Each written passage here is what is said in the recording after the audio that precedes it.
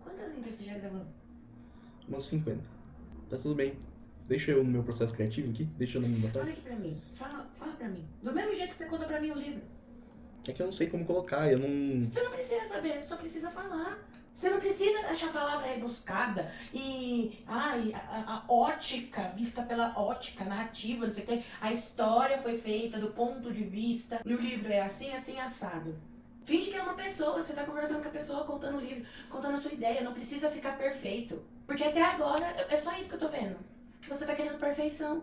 Não precisa ser perfeito, meu amor. Você precisa fazer. Eu sei. Então faça.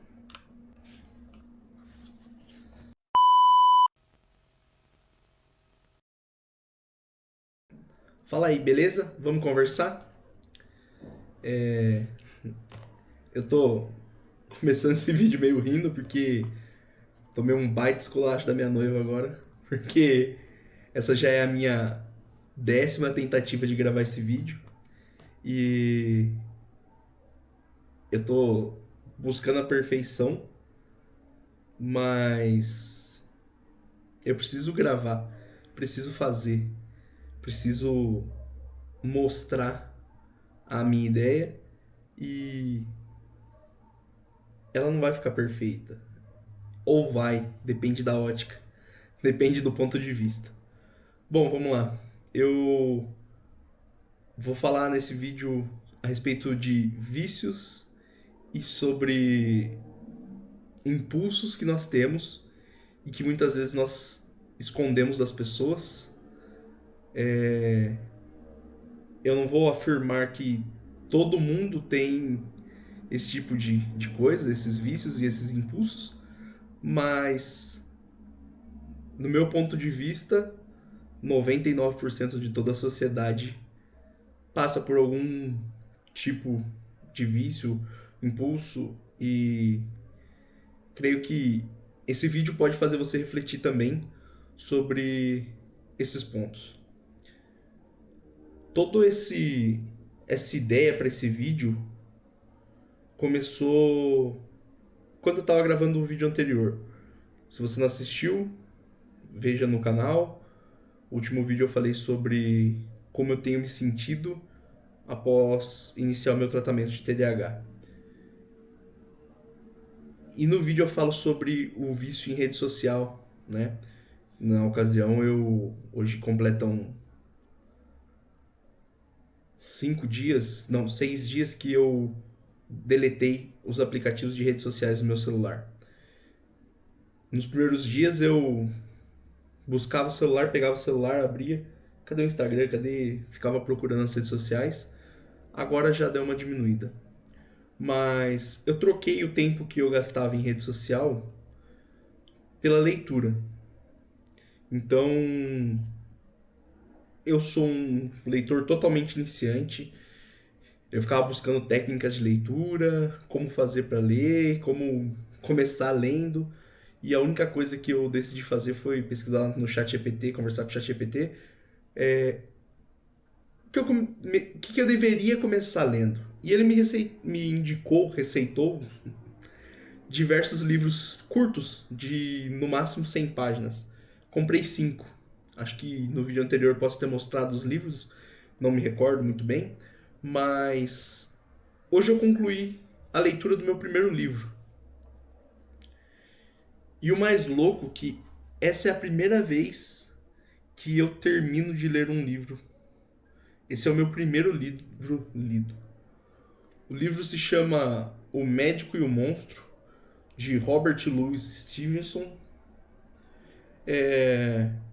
Nos 2 primeiros capítulos, enquanto eu li esse livro, eu ainda tinha dúvida se eu estava entendendo o que estava acontecendo na história.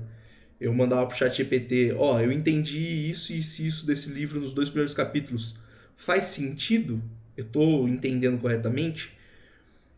E a partir do terceiro capítulo eu refleti e falei, não, eu vou ler, se eu não entender eu leio de novo, e leio de novo, assim como o professor Clóvis de Barros Filhos falou, não é possível que alguém escreveu algo e que eu vou ler e não vou entender. O livro retrata a dualidade do homem, não o homem como sexo masculino, o homem como ser humano. A dualidade, né? O bem e o mal que existe dentro de nós. Dentro de todos nós existe o bem e o mal. Porém, na minha interpretação, isso encaixou muito bem na questão dos vícios. Então, enquanto eu li o livro, principalmente ontem, que eu estava já próximo de terminar, hoje eu concluí, li as últimas 3 páginas, eu peguei pontos que para mim era como uma analogia para o vício. E eu falei, eu vou citar isso no vídeo. Então, no livro, tem um personagem que é um médico. E esse médico, ele é o nosso lado bom. É o nosso lado social, é o nosso lado... aquele lado que nós mostramos normalmente para as pessoas. Então, me fez pensar em muitos pais de família, pessoas religiosas, amigos, colegas, pessoas em geral que eu admiro na sociedade, pessoas que a gente vê no dia a dia, vê na rua, e por trás tem o seu lado mal que normalmente não é mostrado, normalmente não é escancarado. No livro, o médico entende que existe essa dualidade e ele ele faz uma poção que no livro é tratado como uma droga, e quando ele toma, ele se transforma como uma transformação mesmo, como um metamorfo quase. Ele se transforma em um outro ser, e esse ser é o lado mal dele, onde nele não há nada de bom, só maldade. Ele é completamente cheio de medo e maldade. Quando vamos nomear de personalidade, essa outra metade dele sai, ele é muito mais baixo do que ele, com uma aparência deformada, com uma aparência fraca, e conforme vai passando a história, conforme ele vai se transformando mais vezes, essa aparência, essa personalidade vai ficando mais forte. E para mim isso se encaixa muito bem com vícios. Então eu vou relatar um pouco da minha história. Eu deixei de fumar cigarro fazem uns 4 para 5 anos. Eu comecei a fumar, eu tinha 15 para 16 anos. Eu comecei a sair e eu achava muito maneiro quem fumava. E eu comecei a fumar. Meu primeiro cigarro que eu me recordo foi o filho de um amigo do meu pai que me deu. Eu pedi, claro. Eu não lembro muito bem se eu pedi ou se ele me ofereceu, mas ele me deu um cigarro. E ali eu já vi que eu não teria controle. Mas como eu era muito novo, eu não enxergava dessa forma. Por diversas vezes, durante o tempo que eu fui fumante, principalmente ali no começo, né? Algumas pessoas falaram pra mim, por que você não para? Eu paro quando eu quiser. Mas nós sabemos que não é bem assim. E isso é retratado no livro de uma outra forma. Mas sem querer atropelar a história, né? Na história, quando ele se transforma, ninguém sabe que essa transformação, que ele inclusive nomeia, ele dá nome, ele dá uma personalidade, tem as roupas dele. é, Ninguém sabe que esse outro ser é o médico. Assim como quando eu comecei a fumar. Eu comecei a fumar, eu trabalhava numa empresa numa loja que vendia de tudo um pouco, e eu fumava na hora do meu almoço.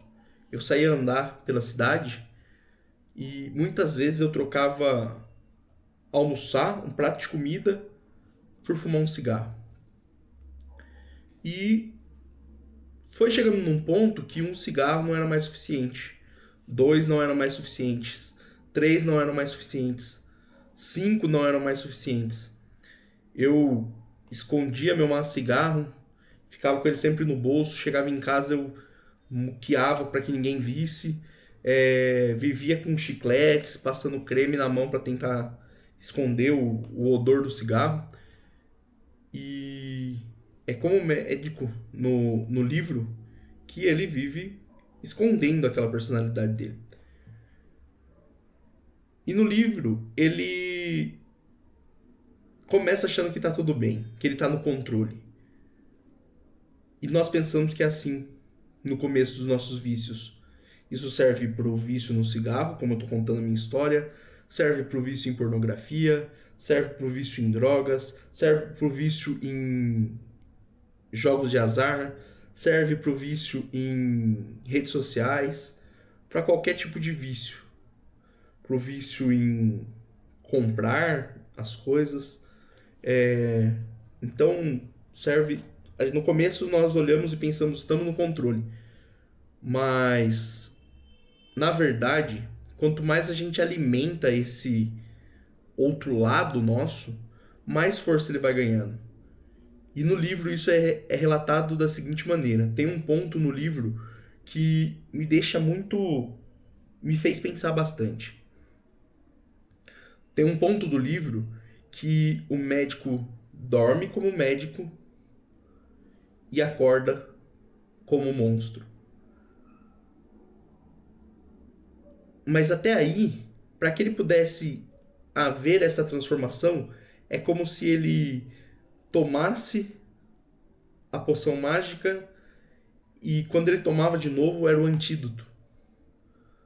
Mas chegou num ponto que ele alimentou tanto esse outro lado dele que ele já tinha o controle e que ele começou a se sobressair, sobrepor. E isso aconteceu no meu caso com o cigarro. Eu estava ali tentando esconder, tentando que ninguém soubesse. Um dia eu fui numa quermesse e a minha sobrinha, que é um pouco mais nova do que eu, me viu fumando. Contou pra minha avó contou pro meu pai veio me questionar. Não, eu não. Ela viu errado. Mas eu realmente tava fumando. Hoje, depois de tanto tempo, a gente até dá risada dessa situação. Na época eu fiquei muito bravo com ela. Mas também não podia ir lá brigar com ela. Porque ela não estava errada. E o dia que meu pai descobriu que eu estava fumando de verdade, foi... Meus pais tinham se separado e meu pai levava a roupa minha e dele pra minha avó lavar. E eu tinha deixado meu maço de cigarro no bolso de uma bermuda. E o saco de roupa suja estava no porta-malas do carro. Se eu deixasse que meu pai levasse essa roupa, minha avó ia achar o meu maço de cigarro. Então na minha cabeça eu falei, a hora que chegar na frente do meu trabalho, meu pai tinha ido me levar naquele dia, eu vou falar pro meu pai, pai, esqueci algo no bolso da minha bermuda. Você abre o porta-mala do carro para me poder pegar? Ou me dá a chave para mim abrir, né? E meu pai sempre dava a chave. Mas naquela ocasião ele... Pode deixar que eu abro para você. E aí, o que você vai pegar no bolso da sua bermuda? E quando isso aconteceu, eu falei, meu Deus, e agora o que eu falo? Tive que ter culhão e falar, vou pegar meu maço de cigarro e meu isqueiro. Você tá fumando? Eu falei, tô. E quanto tempo faz? Falei, já faz um tempo. Meu pai me perguntou, por que você fuma? Falei, porque me deixa mais calmo. E meu pai falou uma coisa bem pesada pra mim no dia, inclusive. Falou, te deixa mais calmo? Então o dia que você tiver com câncer de pulmão internado no hospital sem respirar, eu vou perguntar pra você, e aí, agora você tá mais calmo? Foi bem pesado, mas eu era bem jovem, 16 anos, nem me importava com isso. Mas voltando pra história, o médico dormiu como médico e acordou como um monstro. Ele achou que tudo estava sob controle. E ele começou a perder o controle. Ele relata na história, porque quando isso é contado dentro do contexto do livro, ele, é depois que ele já morreu, ele deixou uma carta. E ele conta que em uma dada ocasião, ele foi a uma festa, a um encontro entre amigos, e toda vez que ele se transformava, ele sentia uma dor muito grande. E no meio dessa festa, desse jantar, ele começou a sentir uma dor muito grande, ele sabia que ele ia se transformar. Mas ele não tinha tomado nada. Ele precisou sair correndo, acabou se transformando ali no meio da rua, e como ele voltava para casa daquela forma? Ninguém conhecia aquela aparência dele. Então ele tinha arrumado um canto para ele ficar escondido. Ele escreve uma carta para um amigo, fala pro amigo dele que ele precisa que o amigo dele faça um favor, vá até a casa dele, pegue tais coisas que estão numa gaveta, que são os produtos que ele precisa, e que um amigo dele ia encontrar com esse amigo para pegar as coisas. E mal sabia o amigo que na verdade aquele era ele. Ele vai lá, pega as coisas, o amigo ficou horrorizado com a aparência daquele homem, sem saber que era o amigo dele naquela situação. E ali ele já alimentou tanto o vício dele, então trazendo a analogia para o vício, ele alimentou tanto o vício que ele já não tinha mais controle. No final da história, o médico morre.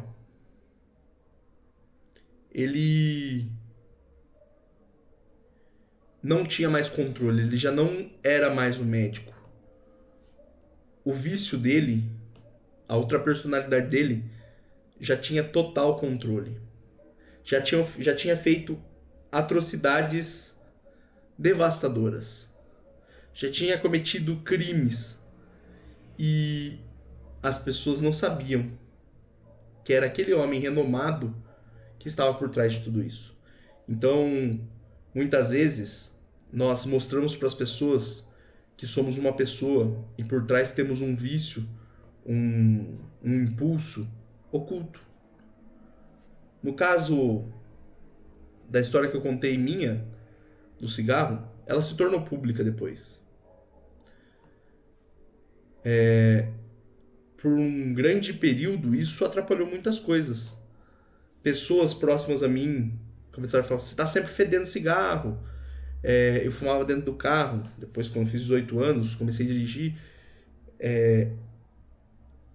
Tava sempre fedendo cigarro. Então, como eu falei pra vocês, fazem 5 anos que eu consegui parar de fumar cigarro. Porém, depois de 1 ano que eu tinha parado de fumar, eu inventei de alimentar o meu vício novamente. E eu me permiti fumar um paieiro. Só um paeirinho.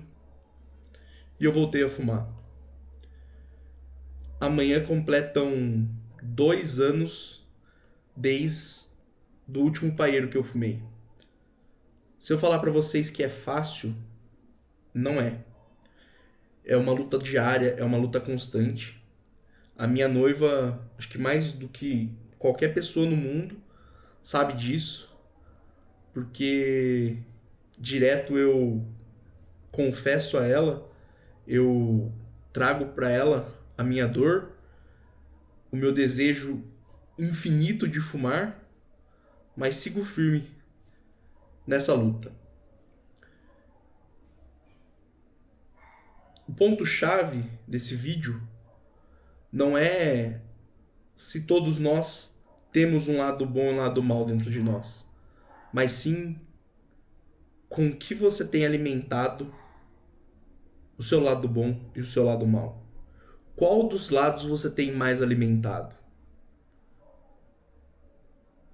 Se você, assim como eu, já teve um vício e luta diariamente contra ele, não desista. A gente tá junto nessa. E se você ainda não conseguiu se livrar do seu vício, saiba que é possível. Não é fácil. Novamente, é uma luta diária. É um passo de cada vez. Todo dia um pouquinho. Mas saiba que vale a pena. Vale a pena não viver se escondendo, fugindo. E vale a pena escolher viver, escolher a vida. Porque no livro, o médico já não tinha mais controle sobre a sua vida. Ele não poderia mais viver. O mal tomou conta. Assim como o vício pode tomar conta da sua vida. O cigarro pode te causar um câncer. O vício em drogas pode fazer você perder sua vida, sua família, sua casa, seus bens, as coisas que você tanto amava. A pornografia te faz perder a sua família, a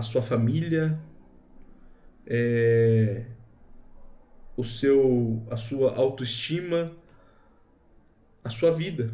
Parece algo tão banal, mas te faz chegar ao fundo do poço. Então, saiba que você não está sozinho nessa.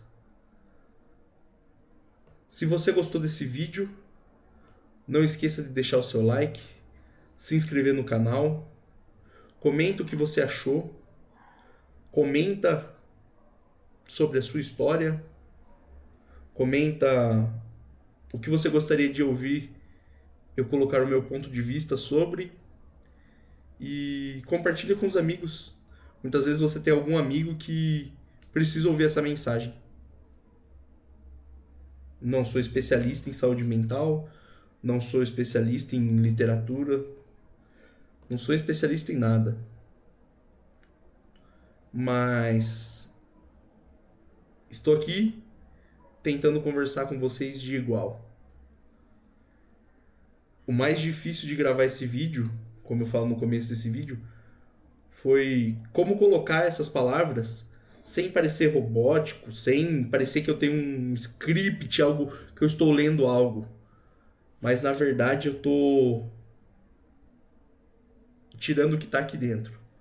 Tô conversando com vocês como se eu estivesse conversando com um amigo. Então, nos vemos no próximo vídeo. Um abraço.